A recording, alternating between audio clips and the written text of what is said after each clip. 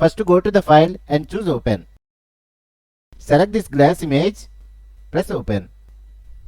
Again go to the file, this time choose place embedded. Select this fish image, click place. Hold the Alt button and decrease the image size like this. Press enter. Now take the quick selection tool, click on select subject. Increase the selection. OK. Now click on select and mask. Here select refine hair option. Now enable decontaminate colors.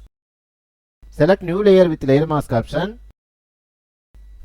Click OK. Now right click on this layer's thumbnail and choose blending options. Hold the Alt button and click on the underlying layer option. Now adjust this option like this. Click OK. Let's see the final result.